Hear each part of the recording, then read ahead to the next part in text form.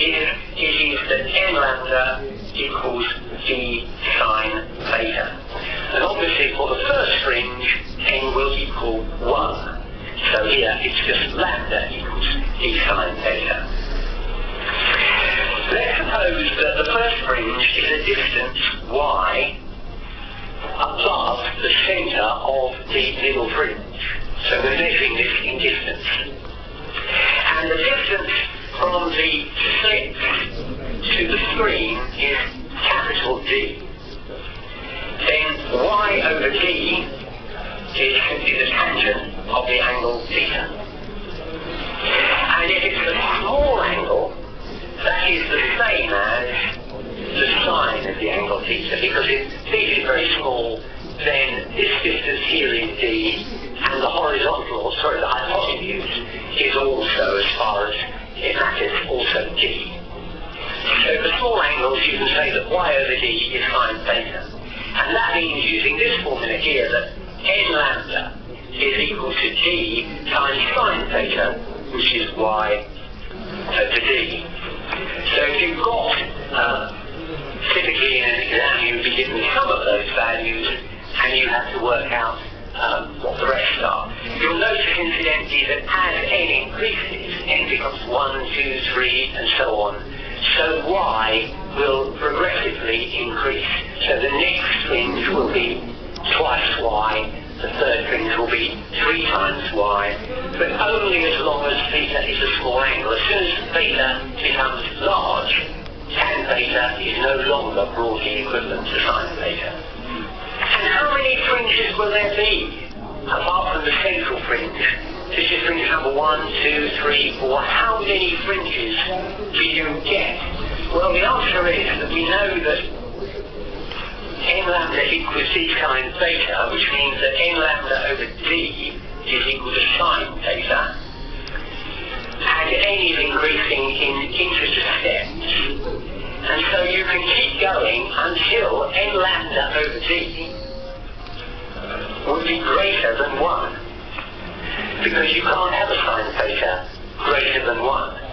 So as long as n lambda over d is less than 1, you can keep going and you will get as many fringes as you can have n lambda over d being less than 1. But the minute you get an n such that n lambda over d is greater than 1, that's a fringe you're not allowed to have. And the reason, of course, is that when sine theta equals 1, the angle theta will equal 90 degrees, which means this angle here is 90 degrees. If you attempt to go any further, even at 90 degrees, that light will never hit the screen. We now move on to the single slit experiment. So here is my single slit, and just like the ripples from the pond, that is going to produce a Huygens source, so you're going to get light diffracted through the slit and coming out in all directions. And it will be a plane wave coming from a monochromatic source that comes up to the slit and then emerges in all directions. And on the screen, what you will find is that you'll get a bright area of light right opposite the slit. It will fall to 0, and then you will get small areas of light fringes on either side of the predominantly bright, this is a measure of intensity or brightness on the screen. Now, you might say there cannot be any interference here because we've only got one source, one Huygens source. It's like throwing one pebble into a pond. There is nothing for the ripples to interfere with. So how can we get this admittedly small but nonetheless real interference to happen? Well, let's magnify the slit to see what's going on. This is the slit, and the width of the slit is d. Now, in the double slit experiment, d was the distance between the slits. Very important to remember this. In the double slit experiment, d is the distance between the slits. In the single slit experiment, d is the thickness of the single slit. And once again, I'm going to consider, because of course light is going to emerge from here in all directions, but I'm going to consider the wave that emerges again at an angle of theta. And once again I'm going to drop a perpendicular down here, and this distance we know is the thickness of the slit, which is d. But of course light is emerging from all points in this slit. So let's take another light wave which is coming up from the midpoint of the slit, and your eye is picking up all of these.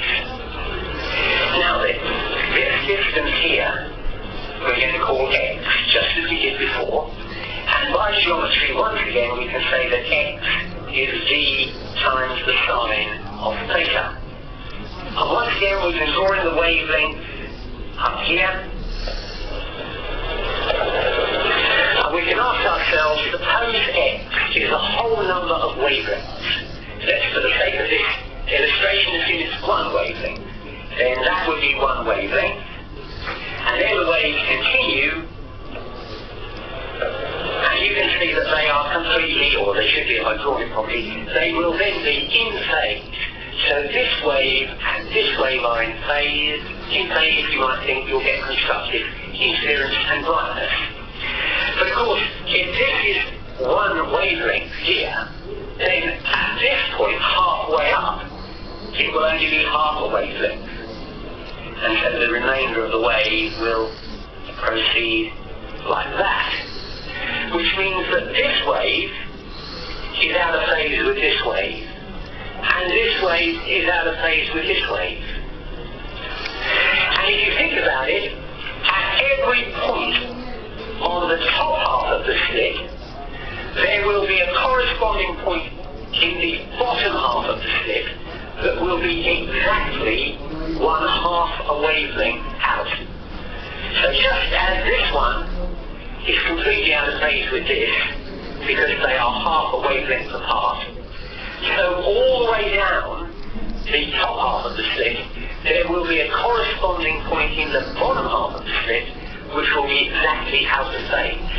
Consequently, the sum total of all the waves coming in the top half of the slit will cancel with the sum total of all the waves coming from the bottom half of the slit to give you darkness. So when x is d sine theta for a double slit experiment, that's the condition for brightness. In the single slit experiment, this is the condition for darkness. This indeed is the condition for getting your first dark point when x is equal to lambda. So if x equals lambda, you get the formula lambda equals d sine theta, which is the condition for the first dark fringe. And you'll notice something else, that since the wavelength of the light is unchanged, as d decreases, theta must increase. So in other words, as you make the slit smaller, you will get a greater spread of the light, because theta, which of course is the angle from the midpoint to the first dark fringe, that's the angle theta, the angle theta will get larger. So paradoxically, as you make the slit smaller, the light spreads out more. And once again we can draw the position. Here is the slit, here is the screen. Opposite the slit you are going to get a bright area of light, just again measure of intensity, and then some interference fringes, and we showed you why you get interference, because there's actually interference between the light that emerges from different points in the slit. And if we look at the first dark fringe, and we measure the distance theta, and we say that fringe is a distance y above the centre of the central fringe, and we say that the slit is a distance d, capital D, from the screen, then we know that y over d is the tangent of theta, and once again, for small angles, it will also be the sine of theta, and so consequently, we've got this formula here. Lambda over d is sine theta, lambda over d is sine theta, but sine theta is y over capital D. Or if you like, the y is equal to lambda times capital D over small d. So if you want to know how far up the screen y will be, then if you know the wavelength, you know the distance from the slit to the screen, you divide that by the width of the slit, you'll get the distance up the screen. We now move to diffraction gratings. And what are diffraction gratings? Well, typically, a diffraction grating, this is pretty much an actual size, about 2 to 3 centimetres square.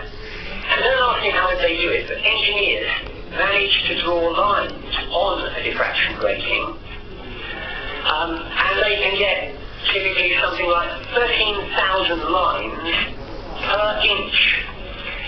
Goodness knows how they do it, but essentially what you've got are lines which are barriers to light and gaps or slits between the lines through which light can pass. And the question is, why is that better than a double slit?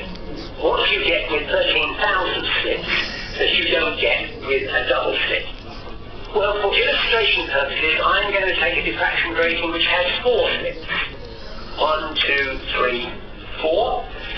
And just as we did before, I'm going to take, of course the light will come through, plane waves will come along here from a monochromatic source, and each of those slits will become a Huygens source, each of them will diffract, but I'm going to take light which emerges at this angle, and you are watching it from up here. And this angle, of course, just as we did before, is the angle theta, so all of those lines are at an angle theta to the horizontal.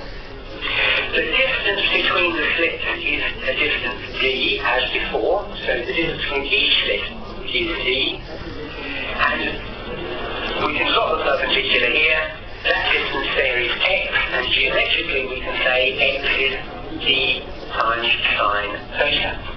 And just as we did before, we can say that if x is lambda, then, or n lambda, then all these waves will be in phase.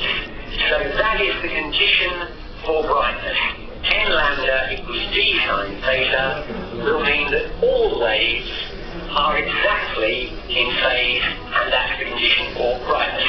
Just like the double slit experiment.